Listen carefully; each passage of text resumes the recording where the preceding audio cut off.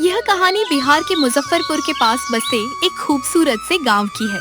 गांव छोटा जरूर था, लेकिन अपनी खूबसूरती और खुशमिजाज लोगों की वजह से आसपास के इलाकों में काफी मशहूर था। गांव के चारों तरफ हरे भरे खेत थे। कहीं गेहूं की फसल लहलहाती थी, तो कहीं किसान सब्जियों की खेती करते हुए दिखाई देते थे। गांव के लोग सुबह सूरज निकलने से पहले ही उठ जाते थे। कोई अपने बैलों को लेकर खेतों की तरफ निकल जाता था, तो कोई दूध लेकर बाजार की ओर चला जाता था। और जैसे ही सूरज की पहली किरण गांव की गलियों में पड़ती, पूरा गांव धीरे धीरे अपनी रोजमर्रा की जिंदगी में व्यस्त हो जाता। लेकिन इस गांव की सबसे बड़ी पहचान थी यहाँ का मनपसंद बाजार। यह बाजार सिर्फ गांव के लोगों के लिए नहीं था। आसपास के कई गांवों और कस्बों से लोग यहाँ खरीदारी करने और तरह तरह के स्वादिष्ट पकवान खाने आया करते थे। बाजार में मिठाई की दुकानें थीं, चाय की दुकानें थीं, सब्जी वाले थे और मसाले बेचने वाले भी थे। लेकिन इन सभी दुकानों में एक दुकान सबसे ज्यादा मशहूर थी। वह थी रघुवीर की मटन रोटी की दुकान। रघुवीर पिछले कई सालों से वहाँ मटन रोटी बेच रहा था। उसकी मटन रोटी का स्वाद सच में अच्छा था। शुरुआत में उसने बहुत मेहनत की थी, लेकिन जैसे जैसे उसकी दुकान चलने लगी, उसके अंदर मेहनत से ज्यादा लालच बढ़ने लगा। हर दिन उसकी दुकान पर ग्राहकों की लंबी लाइन लगी रहती थी। कोई बैठकर खा रहा होता, तो कोई पैक करवाकर अपने घर ले जा रहा होता। रघुवीर ग्राहकों की भीड़ देखकर मन ही मन बहुत खुश होता था। वाह रघुवीर, तेरी दुकान तो दिन ब दिन खूब चल रही है। सुबह से शाम तक ग्राहक ही ग्राहक। अगर ऐसा ही चलता रहा तो कुछ ही सालों में तू गांव का सबसे अमीर आदमी बन जाएगा। लेकिन रघुवीर को लगता था कि उसकी कमाई अभी भी कम है। एक दिन दुकान बंद करते समय उसने पूरे दिन की कमाई गिनी। उसके चेहरे पर मुस्कान आ गई। आज भी खूब पैसा आया है, लेकिन अगर मैं मटन रोटी के दाम थोड़े और बढ़ा दूं तो? वह कुछ देर सोचता रहा, फिर उसके चेहरे पर चालाकी भरी मुस्कान आ गई। ग्राहक मेरी दुकान पर स्वाद के लिए आते हैं, कीमत चाहे जितनी बढ़ाऊं, ये लोग दुकान पर आते रहेंगे। अगले दिन से रघुवीर ने मटन रोटी के दाम बढ़ा दिए। इतना ही नहीं, वह ग्राहकों को ग्रेवी भी बहुत नाप तोल कर देता था। अगर कोई ग्राहक थोड़ी ज्यादा ग्रेवी मांगता तो उसके अलग पैसे लेता। शुरू में कुछ लोगों ने विरोध किया, लेकिन रघुवीर को पता था कि उसकी दुकान मशहूर है, इसलिए उसने किसी की बात पर ध्यान नहीं दिया। उसी समय कुछ दिन पहले एक पति पत्नी इस गांव में आकर रहने लगे थे। पति का नाम था मोहन और पत्नी का नाम था सीमा। दोनों एक दूसरे से बहुत प्यार करते थे। मोहन पहले ट्रक ड्राइवर था। उसने कई सालों तक अलग अलग शहरों के बीच ट्रक चलाया था। लेकिन मोहन के अंदर एक खास हुनर था। वह बहुत ही स्वादिष्ट मटन बनाता था। जब भी वह घर पर मटन बनाता, उसकी खुशबू पूरे मोहल्ले में फैल जाती। सीमा भी बहुत अच्छा खाना बनाती थी। दोनों पति पत्नी मिलकर खाना बनाते थे और इसी वजह से उनके बीच बहुत अच्छी समझ थी। लेकिन कुछ समय पहले मोहन ने ट्रक चलाना छोड़ दिया था। सीमा को हमेशा डर लगा रहता था कि कहीं सड़क पर उसके पति के साथ कोई हादसा न हो जाए। इसलिए मोहन ने पत्नी की चिंता को देखते हुए ट्रक चलाना छोड़ दिया। दोनों अपनी थोड़ी सी जमा पूंजी लेकर इस गांव में आ गए। गांव के अमीर सेठ बंसीलाल ने उन्हें रहने के लिए एक छोटा सा मकान किराए पर दे दिया था। एक शाम दोनों घर में बैठे हुए थे। सुनिए जी, हम इस गांव में आए हुए कई दिन हो गए हैं, लेकिन अभी तक हमने गांव ठीक से देखा भी नहीं है। हाँ, तुम सही कह रही हो। आज शाम को कहीं घूमने चलते हैं। और अगर रास्ते में कोई अच्छी खाने की दुकान मिल गई तो वहाँ कुछ खा भी लेंगे। ठीक है भाग्यवान, आज तुम्हारी इच्छा पूरी करते हैं। दोनों घर से निकल पड़े। गांव की गलियों से होते हुए वे बाजार की तरफ जाने लगे। रास्ते में उन्हें एक आदमी दिखाई दिया। अरे भाई साहब, आप दोनों तो नए लग रहे हैं। हाँ भाई, हम कुछ दिन पहले ही यहाँ रहने आए हैं। तभी मैंने आपको पहले कभी नहीं देखा। आज सोचा कि थोड़ा गांव घूम लिया जाए। तो फिर आप लोग मनपसंद बाजार जरूर जाइए। अच्छा, वहाँ क्या खास है? वहाँ हर तरह के खाने मिलते हैं, लेकिन अगर आपको मटन रोटी पसंद है तो रघुवीर की दुकान पर जरूर जाना। उसकी मटन रोटी पूरे इलाके में मशहूर है। फिर तो आज वही खाते हैं।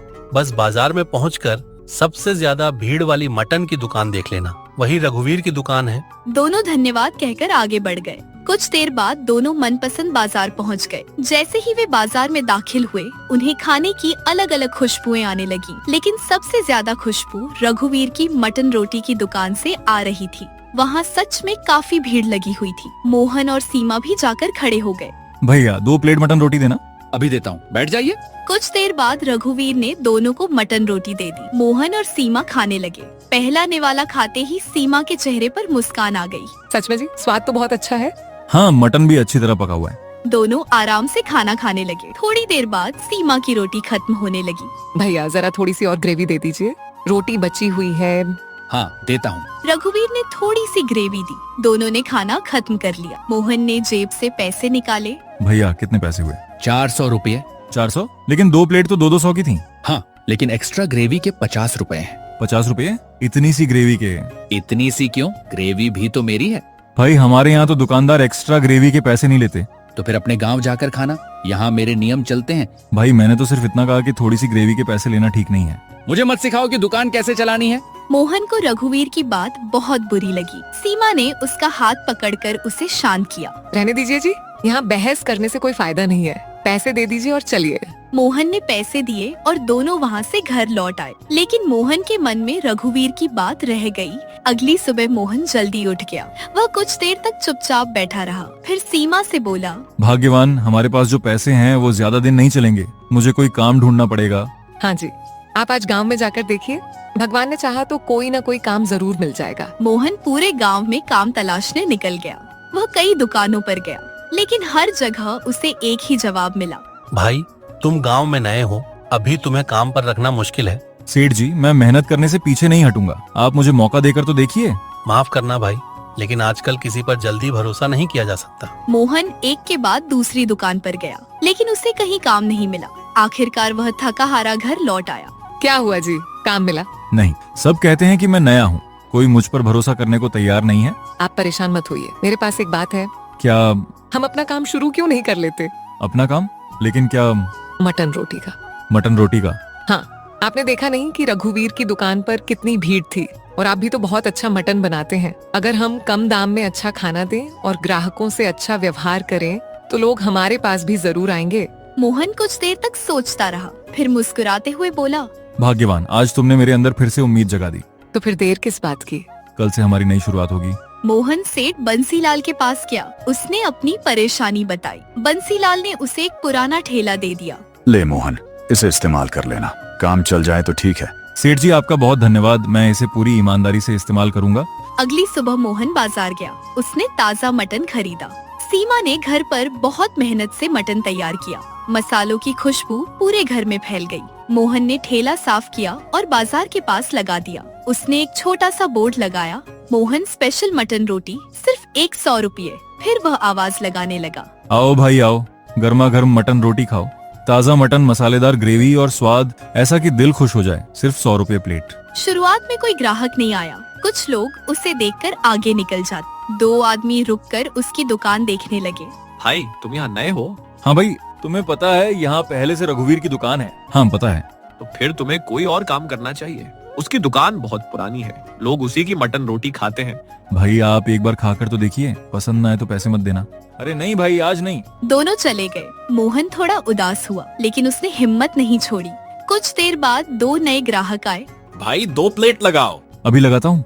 मोहन ने उन्हें मटन रोटी दी। दोनों ने खाना शुरू किया। कुछ ही देर में दोनों के चेहरे पर मुस्कान आ गई।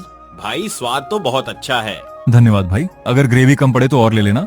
लेकिन एक्स्ट्रा ग्रेवी के पैसे तो नहीं लोगे? बिल्कुल नहीं, जितनी चाहिए उतनी ले लो। सच में? हाँ भाई, ग्राहक को पेट भरकर खिलाना हमारा काम है। भाई तुम्हारी मटन रोटी रघुवीर से भी अच्छी है और दाम भी कम है। अब हम यहीं आया करेंगे। मोहन की मेहनत रंग लाने लगी। अगले कुछ दिनों में मोहन की दुकान पर ग्राहक बढ़ने लगे। मोहन हर ग्राहक से प्यार से बात करता। किसी को मटन कम मिलता तो थोड़ा और डाल देता। किसी को ग्रेवी ज्यादा चाहिए होती तो बिना पैसे लिए दे देता। एक दिन एक गरीब बूढ़ा आदमी उसकी दुकान पर आया। बेटा, एक प्लेट मटन रोटी दे दे, लेकिन मेरे पास पूरे पैसे नहीं है। बाबा आप खाना खाइए, पैसों की चिंता मत कीजिए। बेटा, भगवान तुम्हें बहुत तरक्की दे। यह बात आसपास खड़े लोगों ने भी सुनी। धीरे धीरे मोहन की ईमानदारी की चर्चा पूरे गांव में होने लगी। अब लोग सिर्फ स्वाद के लिए नहीं, बल्कि उसके अच्छे व्यवहार के लिए भी आने लगे। एक दिन उसकी पूरी मटन रोटी दोपहर तक खत्म हो गई। मोहन खुशी खुशी घर पहुंचा। सीमा, आज तो सारा खाना दोपहर में ही बिक गया। मैंने कहा था ना, मेहनत जरूर रंग लाएगी। तुम्हारा आइडिया नहीं होता तो मैं अभी भी काम की तलाश में भटक रहा होता। हम दोनों ने मिलकर मेहनत की है। उधर मोहन की दुकान की चर्चा रघुवीर तक पहुंच गई। एक ग्राहक ने रघुवीर से कहा, रघुवीर भाई, अब तो मोहन की दुकान पर भी काफी भीड़ रहने लगी है। तो उसकी मटन रोटी सस्ती है और एक्स्ट्रा ग्रेवी के भी पैसे नहीं लेता। मुझे उससे क्या? कुछ नहीं, बस बता रहा था। ग्राहक चला गया। रघुवीर का चेहरा गुस्से से लाल हो गया। ये मोहन मेरी दुकान के सामने आकर मेरा धंधा खराब कर रहा है। लोग अब मेरी दुकान पर कम और उसके यहाँ ज्यादा जा रहे हैं। अगर इसे नहीं रोका तो मेरी दुकान बंद हो जाएगी। रघुवीर ने उसी रात अपने जीजा बंसीलाल से मिलने का फैसला किया। जीजा जी, मेरी दुकान खराब हो रही है। मोहन की वजह से ग्राहक मेरे पास नहीं आ रहे। तो इसमें मैं क्या करूं? आपने उसे घर किराए पर दिया है ना, उसे घर से निकाल दीजिए। और ठेला? वह भी वापस ले लीजिए। जब रहने और दुकान लगाने की जगह नहीं होगी तो खुद गांव छोड़कर चला जाएगा। बंसीलाल कुछ देर सोचता रहा, फिर उसने हामी भर दी। ठीक है, मैं इंतजाम करता हूँ। कुछ दिन बाद बंसीलाल अचानक मोहन के घर पहुंचा। मोहन, तुम्हें यह घर 2 दिन के अंदर खाली करना होगा। सेठ जी, अचानक ऐसा क्यों? मुझे घर की जरूरत है। यहाँ मैं अपनी दुकान खोलना चाहता हूँ। लेकिन सेठ जी, मैं समय पर किराया देता हूँ। मैंने घर का भी पूरा ध्यान रखा है। मुझे इससे कोई मतलब नहीं। 2 दिन में घर खाली कर दो। सेठ जी, मेरा काम अभी अभी चलना शुरू हुआ है। आप मुझे कम से कम कुछ समय दे दीजिए। मैंने कह दिया ना, 2 दिन। मोहन ने बहुत विनती की, लेकिन बंसीलाल नहीं माना। 2 दिन बाद मोहन और सीमा अपना सामान लेकर घर से निकल गए। बंसीलाल ने अपना दिया हुआ ठेला भी वापस ले लिया। अब मोहन के पास न घर था और न दुकान। मोहन और सीमा कई घंटे गांव की गलियों में घूमते रहे। आखिरकार उन्हें गोपाल मिला। मोहन भाई, तुम दोनों इतने परेशान क्यों हो? क्या बताऊं गोपाल भाई, सब कुछ अच्छा चल रहा था, लेकिन अचानक सेठ बंसीलाल ने घर खाली करवा दिया और ठेला भी वापस ले लिया। मुझे पता था ऐसा कुछ होगा। आपको कैसे पता? रघुवीर और बंसीलाल पहले भी कई लोगों के साथ ऐसा कर चुके हैं। तो अब हम क्या करें? मेरे पास गांव के बाहर एक छोटा घर है। मैं उसे बेचने की सोच रहा था। जब तक कोई खरीदार नहीं मिलता, तुम दोनों वहाँ रह सकते हो। भाई, आपका यह एहसान मैं जिंदगी भर नहीं भूलूंगा। गोपाल ने दोनों को घर की चाबी दे दी। घर के पीछे एक पुराना ठेला पड़ा था। जी पीछे देखिए, यहाँ तो ठेला पड़ा है। अरे, ये तो हमारे लिए किसी वरदान से कम नहीं। मोहन ने ठेले को साफ किया, उसे ठीक किया, उसमें पहिए लगाए और अगले दिन फिर से दुकान लगाने की तैयारी शुरू कर दी। अगली सुबह सीमा ने पहले से भी ज्यादा मेहनत से मटन तैयार किया। मोहन ताज़ा मटन लेकर आया, उसने ठेले को सजाया और बाजार के पास पहुंच गया। आओ भाई आओ, गर्मा गर्म मटन रोटी खाओ। ताज़ा मटन, मसालेदार ग्रेवी और स्वाद ऐसा कि बार बार खाने का मन करे। पुराने ग्राहक उसे देखकर खुश हो गए। अरे मोहन भाई, आप कहाँ चले गए थे? कुछ परेशानी आ गई थी भाई, लेकिन अब सब ठीक है। हमें तो डर था कि अब फिर से रघुवीर की महंगी मटन रोटी खानी पड़ेगी। अब चिंता मत करो, मैं वापस आ गया हूँ।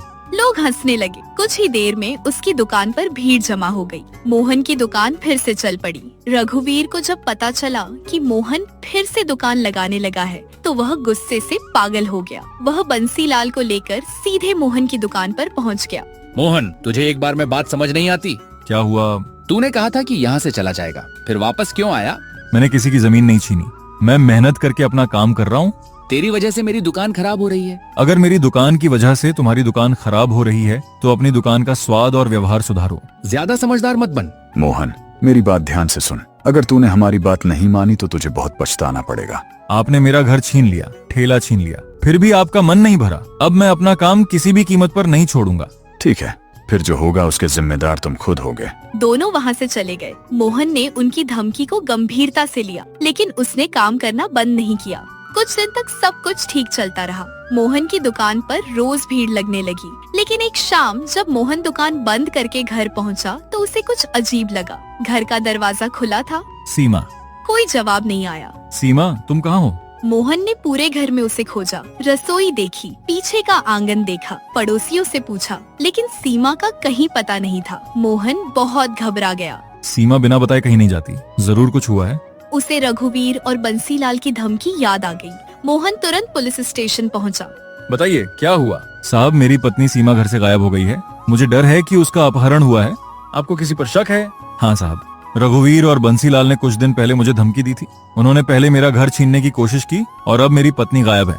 देखिए, आपका शक सही भी हो सकता है और गलत भी। हमें बिना सबूत के किसी को गिरफ्तार नहीं करना चाहिए। तो अब मैं क्या करूं साहब? आप रोज की तरह अपनी दुकान लगाइए। किसी को पता नहीं चलना चाहिए कि आप पुलिस के पास आए हैं। लेकिन मेरी पत्नी, हम उसे ढूंढेंगे। आप हम पर भरोसा रखिए।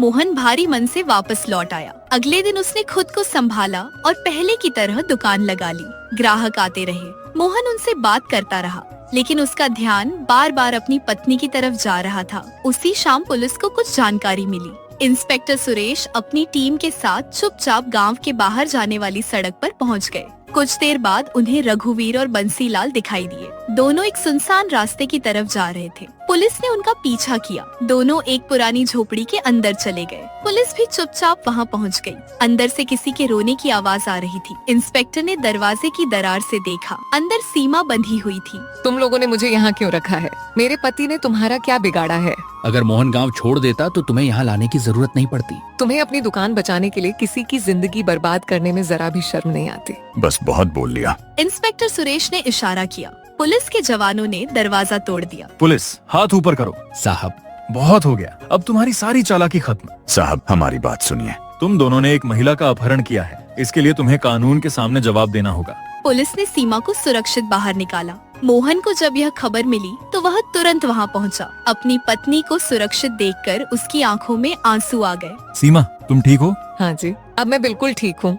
मैं बहुत डर गया था, मुझे लगा था कि तुम्हें कुछ हो गया। अब सब ठीक है, भगवान ने हमारी मदद कर दी। रघुवीर हाथ जोड़कर मोहन के सामने खड़ा हो गया। मोहन, मुझे माफ कर दो। मैं अपनी दुकान और पैसों के लालच में अंधा हो गया था। जब मेरी दुकान पर ग्राहक कम होने लगे तो मैं तुमसे जलने लगा। मुझे तुम्हें नुकसान नहीं पहुंचाना चाहिए था। तुमने सिर्फ मेरा नुकसान नहीं किया, तुमने मेरी पत्नी को भी तकलीफ दी है। अब इसका फैसला पुलिस और कानून करेगा। मोहन, मुझे भी माफ कर दे। मैंने रघुवीर की बातों में आकर तुम्हारे साथ गलत किया। अगर आपको अपनी गलती का एहसास है तो बाकी फैसला अदालत पर छोड़ दीजिए। पुलिस ने रघुवीर और बंसीलाल को गिरफ्तार कर लिया। गांव के लोगों को जब पूरी सच्चाई पता चली तो सभी मोहन के साथ खड़े हो गए। लोगों ने महसूस किया कि जिस आदमी को वे बाहर से साधारण समझते थे, वह अंदर से कितना मेहनती और ईमानदार था। मोहन और सीमा ने दोबारा अपनी जिंदगी शुरू की। मोहन की मटन रोटी की दुकान पहले से भी ज्यादा मशहूर हो गई। अब आसपास के गांवों से भी लोग उसके यहाँ खाना खाने आने लगे। लेकिन मोहन ने कभी अपने पुराने दिनों को नहीं भुलाया। वह आज भी गरीबों को मुफ्त में खाना खिला देता था।